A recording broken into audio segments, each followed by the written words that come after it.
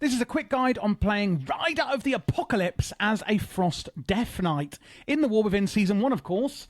So, starting off, we are obviously going with the Rider of the Apocalypse. As you're going to see, this is amazing. I think this is the best class fantasy hero talents we have in the entire game. Maybe apart from Paladins, they've got some pretty good ones. But basically, we're going to actually summon Riders of the Apocalypse to aid us in battle. We have the main keystone talent here. Spending runes has a chance to call forth the aid of a horseman. Mograine, Whitemane, Trollbane, and Nazgrim. If you know lore, you will know who these are. Mograine will cast Death and Decay at his location that follows his position. Whitemane casts Undeath on your target, dealing shadow damage, or shadow frost even, so shadow and frost damage, per stack every 3 seconds.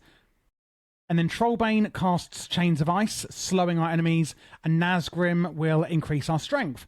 And then the rest of the hero talents basically look at improving upon those Riders of the Apocalypse. One here is a Feast of Souls that will affect the rotation. While you have 2 or more horsemen aiding you, your runic power spenders deal more damage. So that's going to be our Frost Strike. Looking quickly at the set bonus before we get into the rotation, your runic spending abilities deal more damage, and consuming runic power has a chance to increase your strength. Pretty damn simple there. So the main priority that we actually do have is going to be using our Frost Strike for 2 reasons. Basically, keeping up our buffs, which are Icy Talons, increasing our attack speed, and Strength, which is Unleashed Fury. If you're about to see these drop off, make sure you spend some runic power to keep these up at all times at the maximum stacks. After that, we're going to use some of our cooldowns, Frostworm's Fury, and oh my god, look, here are the horsemen.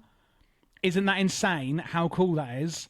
There's the Chains of Ice you can see. There's the Death and Decay that you can see. Oh my god, it is literally amazing. Pillar of Frost as well, another cooldown.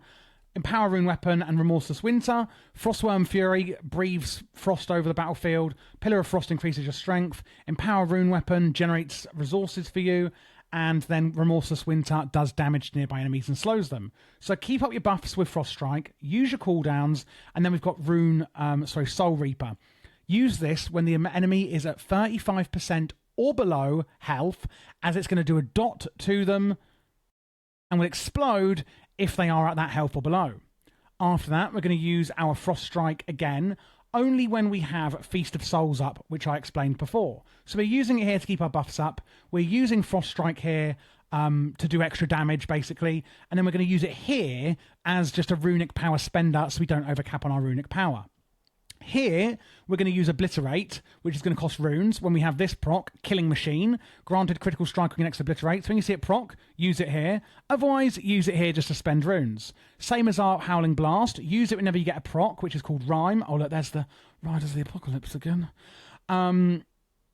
Use Howling Blast when you get a proc on it, which is called Rhyme, or to keep up Frost Fever on your target, which is this other dot that Howling Blast will apply.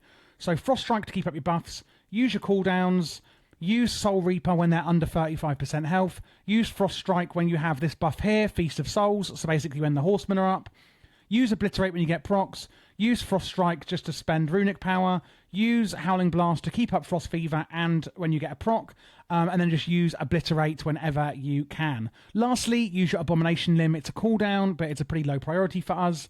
And then we've also got Raise Dead, which will raise a ghoul to fight for you. Doesn't do a lot of damage, doesn't do a lot, but we can have it up for every 1 minute in every 2 minutes. In other words, it's got a 2-minute cooldown, and it lasts for a minute. Then we've got Icebound Fortitude, reduces damage taken. That's a defensive. Mind Freeze on a 15-second cooldown is your interrupt. And Death Charge is your new Death's Advance, where from the hero talents you get this amazing charger where you double your movement speed and cannot be slowed down.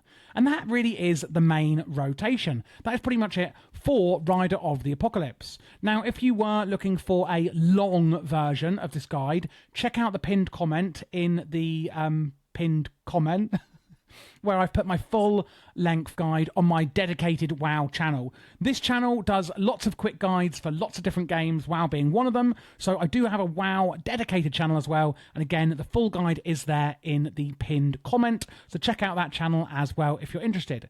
And check out this playlist if you'd like to see other quick guides, as I've got them all in that playlist for you for the War Within Season 1.